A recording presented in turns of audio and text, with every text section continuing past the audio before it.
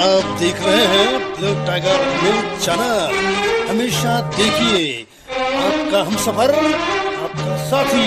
Blue Tiger news channel. हम advocate Sudhir Tayde, संचालक तथा मुख्य संपादक Blue Tiger news channel Amravati Maharashtra. सच लेकिन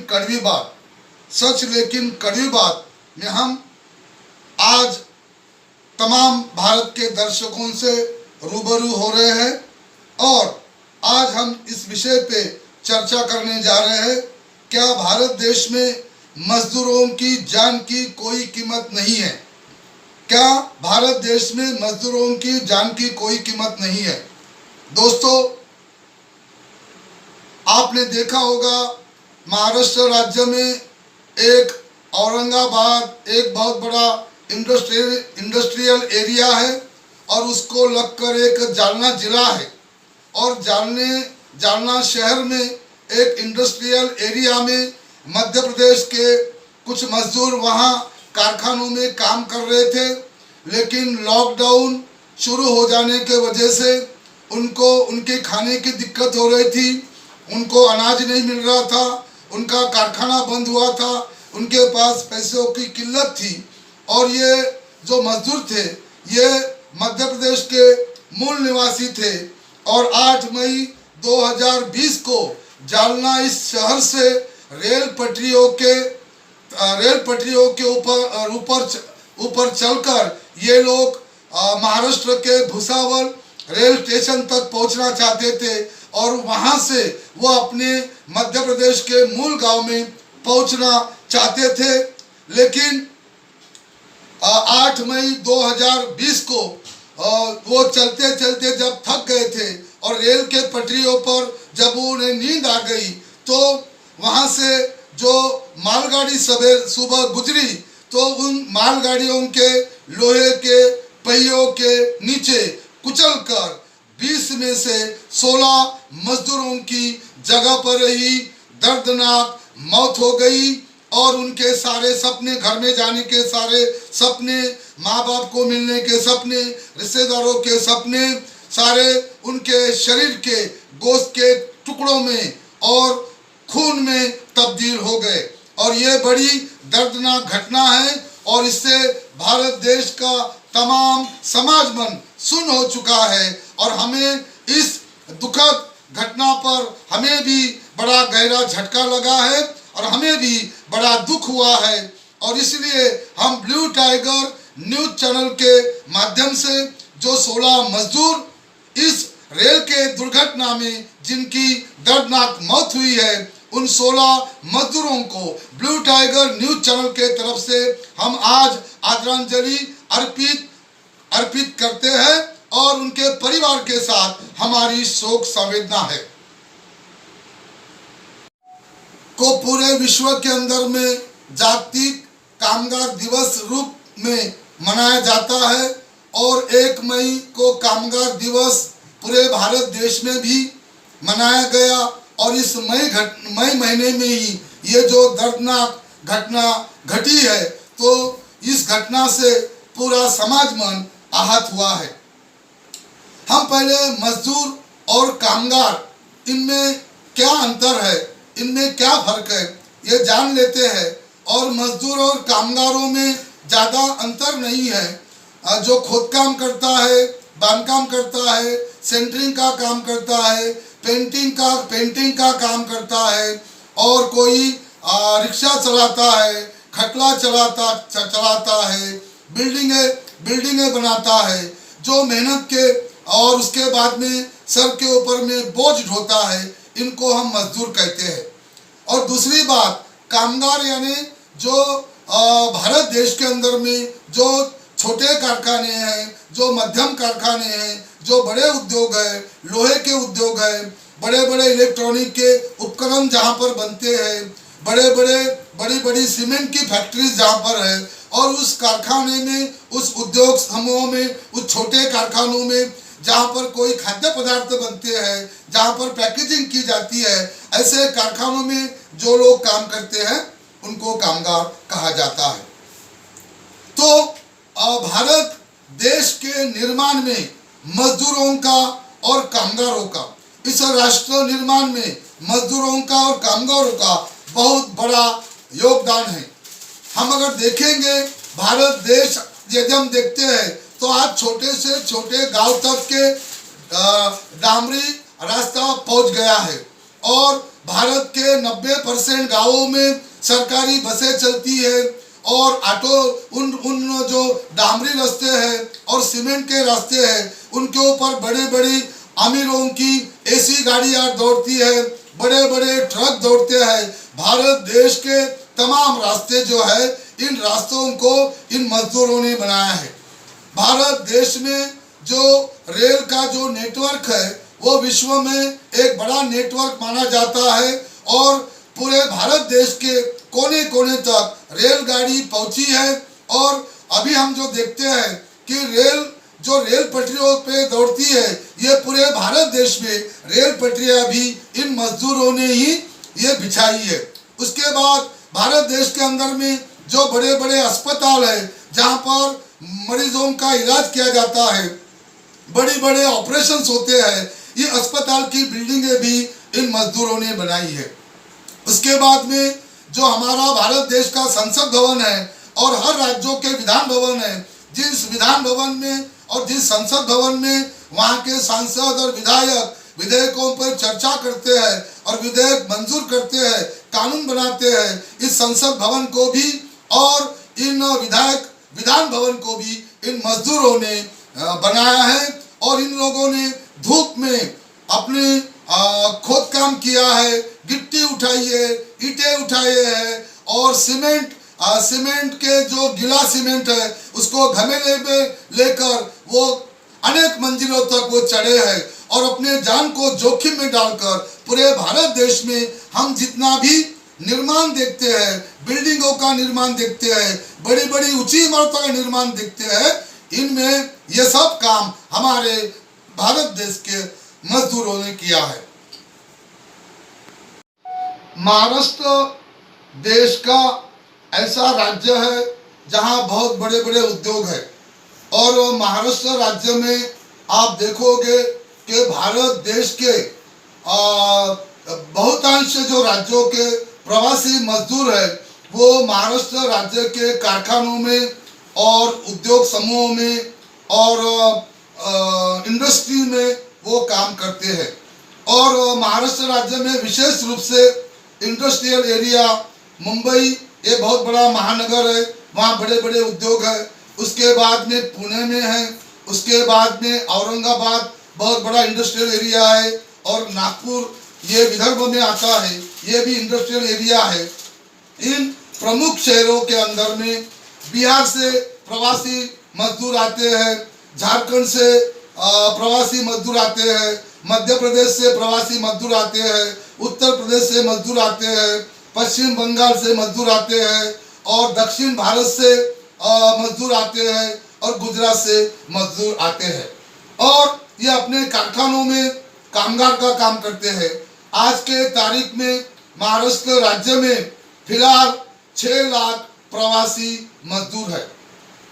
अभी ये जो कोरोना महामारी का जब संकट आया तो महाराष्ट्र सरकार पूरी कोशिश कर रहा है कि कोरोना को खत्म करने के लिए सारी उपाय योजना अपने स्तर पर कर रहा है और कोरोना को नियंत्रण लाने के लिए महाराष्ट्र सरकार पूरी तरह से प्रयास कर रहा है।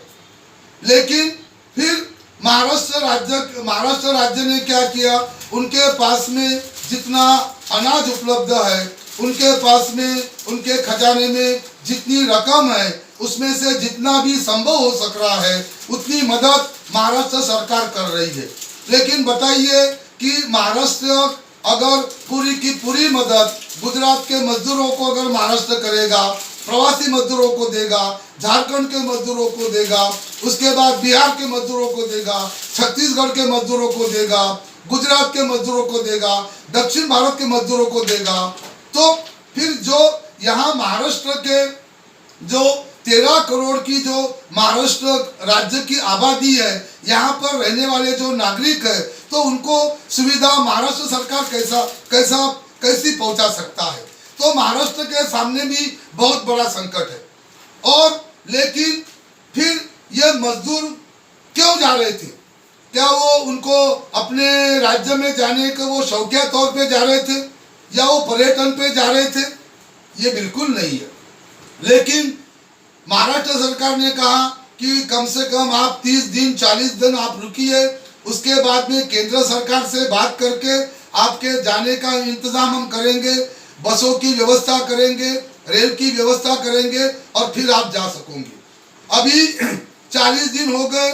कारखाने बंद हो गए, उद्योग बंद हो गए, उनके पास काम बंद है, उनको अनाज नहीं मिल रहा है, उनको खाना नहीं मिल रहा है। फिर उन्होंने देखा कि महाराष्ट्र राज्य में अगर रहेंगे तो भूखमरी से मरना है, और भूखमरी से मरना है। उनके साथ में उनकी पत्नी है, किसके साथ में अपने बच्चे हैं, किसके साथ में अपनी बूढ़ी माँ है, और इतना बड़ा जोखिम उठा के वो 1600 किलोमीटर और 2000 किलोमीटर मध्य प्रदेश में, कोई झारखंड में, कोई बिहार में अगर पैदल अगर निकला है तो यूं ही नहीं निकला, क्योंकि उसकी यहाँ की जो खाने पीने की जरूरतें हैं उसके पास में पैसा नहीं है। वो अगर बीमार पड़ता है तो उसके पास पैसा नहीं है, दवा खरीदने के लिए पैसा नहीं है। जहाँ वो किराए से रह रहा था 2 महीने से 5000-6000 रुपये जो उसका मकान का किराया है, वो किराया उसका खत्म हो गया। उसके बाद में उसको वहाँ से आने जाने के लिए उसके पास में पैसा नहीं है, तो उसको लगा कि अगर हमको मरना ही है तो कम से कम हम अपने गांव में जाकर अपने परिवार के लोगों के साथ में और हमारे रिश्तेदारों के समक्ष हम लोग मरेंगे। और इसलिए वो कोई अपने मन से नहीं जा रहे थे, उनको अपने राज्य में लौटने की कोई इच्छा नहीं थी, लेकिन मजबूरन, क्योंकि सरकारें उनके दिक्कतें को समझ नहीं रही है, सरकारें उनकी समस्या को दूर नहीं कर रही है। और इसलिए हम देख रहे हैं कि महाराष्ट्र राज्य में भी मजदूर जो है वो पैदल रेल के पटरियों में 1500 किलोमीटर 1600 किलोमीटर वो जाने की कोशिश कर रहे हैं, अपने घरों की तरफ में जाने की कोशिश कर रहे हैं। फिर कुछ लोग कहेंगे कि सीमेंट के रास्ते हैं और डांबर के रास्ते हैं, फिर वो लोग रेल के पटरियों से ही उन्होंने अपने गांव को जाने के लिए रेल पटरी का मार्ग उन्होंने क्यों चुना? क्योंकि भारत देश में पूरा लॉकडाउन है 17 मई तक, और जितने भी सीमेंट के रास्ते हैं, जितने भी हाईवे हैं, जितने भी महामार्ग है, वहाँ पर 20-20 किलोमीटर के पास, 50-50 किलोमीटर के पास वहाँ पर ट्रैफिक के पुलिस खड़े हैं, पुलिस बंदोबस्त है, उनके पास बंदूक है, उनके पास लाठी है। तो जब भी इन प्रवासी मजदूरों को देखते हैं, उनको डंडे से पीटते हैं, उनको मारपीट करते हैं, और अगर वो 200-300 किलोमीटर अगर वो पैदल चलकर आए तो उनको फिर से वापस उसी शहर में वापस भेजते हैं। और इसलिए मजबूरन बड़ी जोखिम उठाकर ये मजदूर रेल के पटरियों से जा रहे हैं।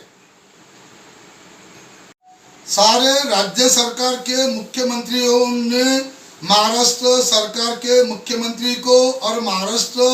के उद्योगपतियों को और महाराष्ट्र के नागरिकों को उन्होंने धन्यवाद देना चाहिए, क्योंकि देश का केवल एक ही राज्य महाराष्ट्र ऐसा है कि भारत देश के तमाम राज्यों के मजदूरों के खाने पीने की व्यवस्था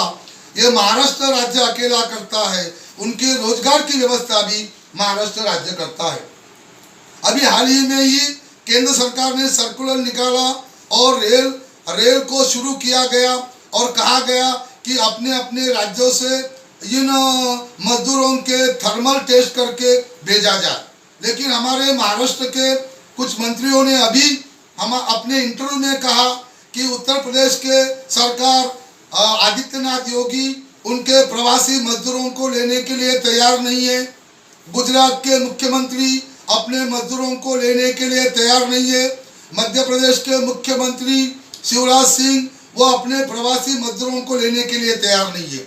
उन्होंने क्या हट डाली? उन्होंने कहा कि उनको पहले थर्मल टेस्ट की जाए, उनका मेडिकल उनके पास सर्टिफिकेट हो जिसमें वो निगेटिव हो, उसके बाद में उनकी जो स्वाब है तो स्वाब उनकी टेस्ट की जाए। अब बताइए कि महाराष्ट्र की जो आबादी है 13 करोड़ की आबादी है और हमारे पास में पर्याप्त मेडिकल स्टाफ नहीं है। इतने बड़े पैमाने पर हमारे पास में कोरोना टेस्टिंग किट्स नहीं है और इस सारी प्रक्रिया में कम से कम 1 महीना लग सकता है। और इसलिए मजदूरों को मालूम हुआ कि पहले हमको मेडिकल सर्टिफिकेट लेना होगा, उसके बाद में थर्मल स्क्रीनिंग अपने को करनी पड़ेगी, उसके बाद में स्वैब टेस्ट करनी पड़ेगी। ये सारे प्रक्रिया में 15-20 दिन लग जाएंगे और हमारे पास अनाज नहीं है, हमारे पास खाना नहीं है। इसलिए केंद्र सरकार की जो नीति है और हमारे जो बिहार के जो मुख्यमंत्री है नीतीश कुमार और उत्तर प्रदेश के मुख्यमंत्री आदित्यनाथ योगी और उसके बाद मध्य प्रदेश के मुख्यमंत्री जो है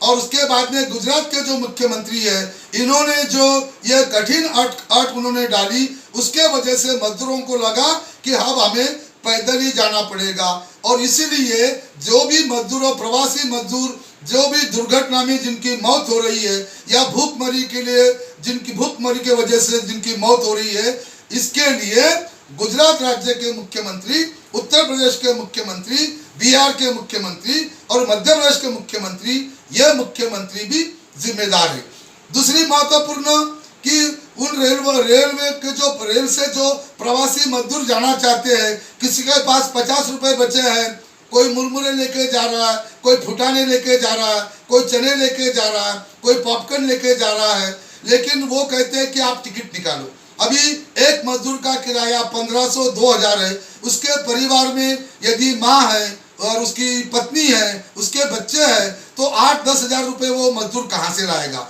तो उसके पास में रेल का किराया नहीं है। और केंद्र सरकार ने और रेल मंत्रालय ने कहा, महाराष्ट्र राज्य से कहा कि 85% किराया केंद्र सरकार देगी और 15% किराया राज्य सरकारें देगी। अब महाराष्ट्र की हालत बहुत खस्ता है। महाराष्ट्र में सबसे ज़्यादा कोरोना पेशेंट है, मरीजों का इलाज किया जा रहा है, उनको मेडिकल इक्विपमेंट खरीदे जा रहे हैं। महाराष्ट्र के 13 करोड़ के लोगों के ध्यान रखना पड़ रहा है, उनको सुविधा देनी पड़ रही है। फिर उत्तर प्रदेश के मजदूर जाएंगे, उनका 15% दो। गुजरात के मजदूर जाएंगे, उनका 15% दो। छत्तीसगढ़ के मजदूर जाएंगे, उनका 15% रेल किराया दो। मध्य प्रदेश के मजदूर जाएंगे, उनका 15% किराया दो। बिहार के मजदूर जाएंगे, उनका 15% किराया दो। तो केंद्र सरकार को अपनी नीति बदलनी चाहिए। 85% जो रेल का किराया है वो केंद्र सरकार ने देना चाहिए और 15% जो रेल का किराया है, यदि यूपी के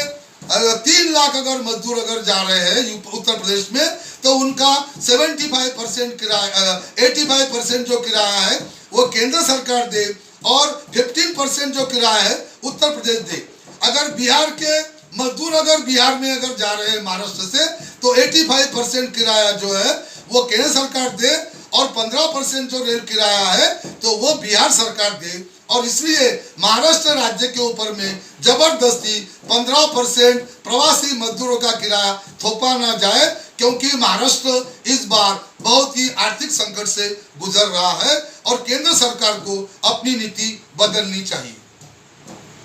मजदूरों के हित में सरकार को कुछ कदम तुरंत उठाने चाहिए। अभी ये जो दुर्घटना घटी, ये बड़ी ही दुखद घटना घटी। अब इस दुखद घटना से भी कम से कम केंद्र सरकार को और राज्य सरकारों को सबक लेना चाहिए। महाराष्ट्र सरकार ने मरने वालों के प्रत्येक परिवार को 5 लाख की मदद का ऐलान किया है। उसी प्रकार से मध्य प्रदेश के मुख्यमंत्री ने भी मध्य प्रदेश के जो 16 मजदूर रेल दुर्घटना में जिनकी मौत हो गई, उनके प्रत्येक परिवार को 5 लाख के मदद का ऐलान किया है। लेकिन ये 5 लाख से कुछ होने वाला नहीं है। हम केंद्र सरकार से हम अनुरोध करते हैं कि मरने वाले के प्रत्येक परिवार को केंद्र सरकार के तरफ से 25 लाख रुपए की आर्थिक सहायता दी जाए। और उसी प्रकार से जो रेल मंत्री है वो रेल विभाग को आदेश दे कि मरने वाले प्रत्येक परिवार के एक शख्स को उसके शैक्षणिक योग्यता के आधार पे रेल में कायम स्वरूपी नौकरी देने के लिए एक आदेश रेल मंत्रालय द्वारा निकाला जाए, ये हम मांग करते हैं। और इसलिए ये जो पूरी दुर्घटना घटी है, ये घटना से पूरा समाज मन आहत हुआ है और इसके लिए सरकारें जिम्मेदार है, केंद्र सरकार की गलत नीति भी जिम्मेदार है। अभी उत्तर प्रदेश के सरकार ने अट डाली, ऐसा कीजिए वैसा कीजिए, लेकिन हम एक उदाहरण देना चाहते हैं कि राजस्थान में कोटा शहर है, वहां पर उत्तर प्रदेश के अमीरों के बच्चे जहां पर MBBS की पढ़ाई पूरी कर रहे थे, वहां पर उनको लाने के लिए उत्तर प्रदेश ने तुरंत VIP बसेस भेजकर उनको बुलाया, उनको वहां पर लाया गया। तो अमीरों के बच्चों के लिए कोई अट नहीं है, उनको तुरंत स्पेशल एयर कंडीशन बसों द्वारा लाया गया। उसके बाद में अभी भी मोदी जी की सरकार जो विदेश में अमीरों के बच्चे वहाँ पर MBA कर रहे हैं, इंजीनियरिंग कर रहे हैं, मेडिकल कर रहे हैं, चाइना में पढ़ रहे हैं या अमेरिका में पढ़ रहे हैं, इंग्लैंड में, लंदन में पढ़ रहे हैं, उनको हवाई जहाज़ों से लाया जा रहा है, उनको पानी के जहाज़ों से उनको लाया जा रहा है, उद्योगपतियों में भारत के उद्योगपतियों को लाया जा रहा है। उसके बाद में जो वहाँ पर विदेश में बड़े बड़े पगारों की बड़े बड़े वेतन पे वहाँ नौकरी कर रहे हैं, उन सारे अमीरों को बड़े हिफाजत के साथ में लाया जा रहा है। तो अमीरों की जान कीमती है और क्या मजदूरों की जान कीमती नहीं है? तो इन मजदूरों के साथ में, ये कामगारों के साथ में केंद्र सरकार और राज्य की सरकारें ये भेदभावपूर्ण रवैया क्यों अपना रही है?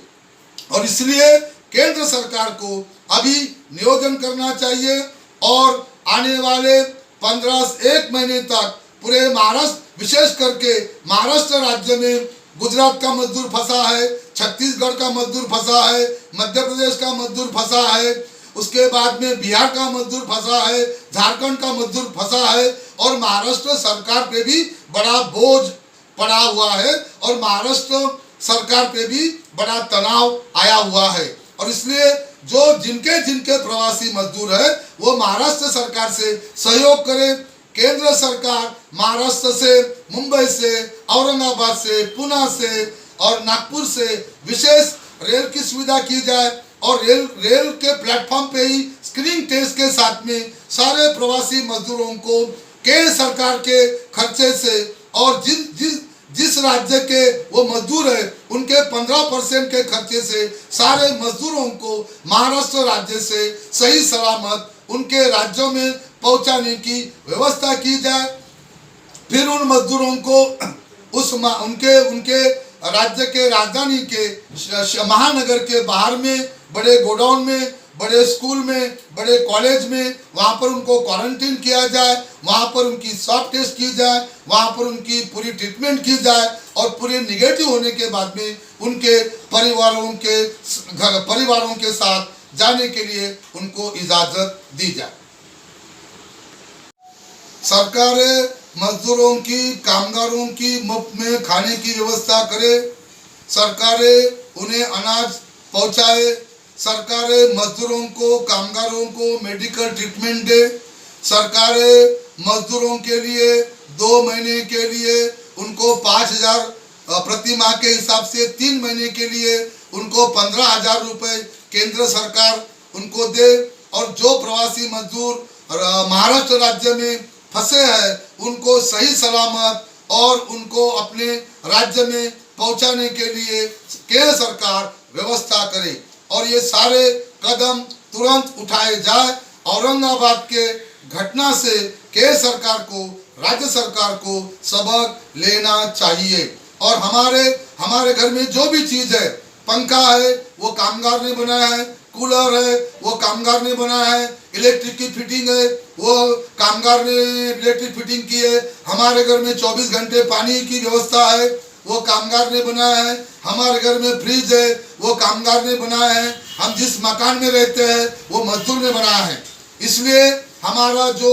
जीवन है वो पूरी तरह से मजदूर पे हमारा जो पूरा जीवन है, मनुष्य जाति का जीवन है, वो पूरा जीवन कामगारों के ऊपर में है और मजदूरों के ऊपर में है और मजदूरों की हिफाजत करना और कामगारों की हिफाजत करना भारत देश के हर नागरिक का कर्तव्य है और हर सरकार का कर्तव्य है। हम केंद्र सरकार से और राज्य सरकारों से कहना चाहते हैं कि ये जो मुल्क है, ये जो भारत मुल्क है, ये मजदूरों के सिर पे खड़ा है।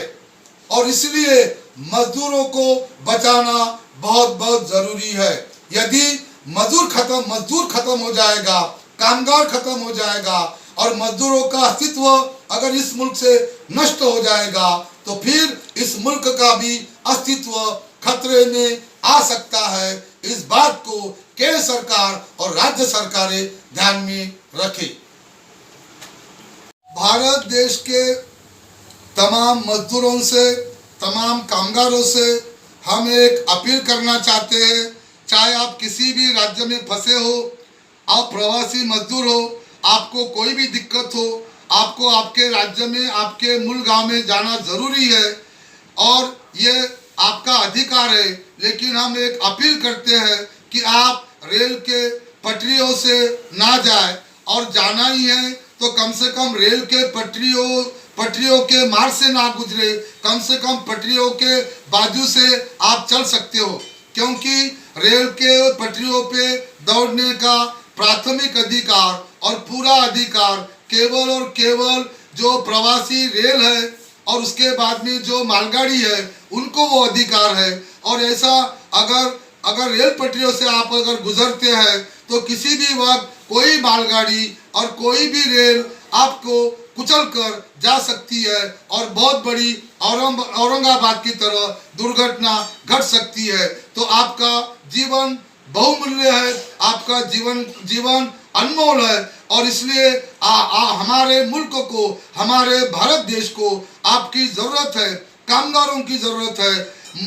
मजदूरों की जरूरत है और आपका जीवन बड़ा कीमती है। हमें विश्वास है कि हमारी सारी खबर को राज्य सरकारें और केंद्र सरकारें देखने के बाद मजदूरों की और कामगारों के लिए अच्छे इंतजाम किए जाएंगे और 1 महीने के भीतर में सारे प्रवासी मजदूर जो अलग अलग राज्यों में फंसे हैं वो अपने मूल राज्य में सही सलामत पहुंचेंगे। ऐसी उम्मीद भी हम केंद्र सरकार से और राज्य सरकारों से करते हैं और यहाँ हम रुकते हैं, यहाँ हम अपने चर्चा को विराम देते हैं। दोस्तों, ये सच लेकिन कड़वी बात में क्या भारत देश के मजदूरों के जान की कोई कीमत नहीं है, इसमें हमने चर्चा की है और सारी समस्या संक्षिप्त में सरकार क्या कर रही है, मजदूरों के हालात कैसे है, सरकार को क्या कदम उठाने चाहिए, ये सारी चर्चा हमने आज की है। और ये चर्चा आपको कैसे लगी, हमारे विचार आपको कैसे लगे, आप अपनी प्रतिक्रिया हमारे फेसबुक अकाउंट पे, हमारे व्हाट्सएप पे, हमारे ट्विटर अकाउंट पे या हमारे मोबाइल फोन पे संपर्क करके हमें जरूर भेज सकते हैं। आप सभी के प्रतिक्रियाओं का हमें बेसब्री से इंतजार है। अब हमें एडवोकेट सुधीर ताड़े को इजाजत दीजिए।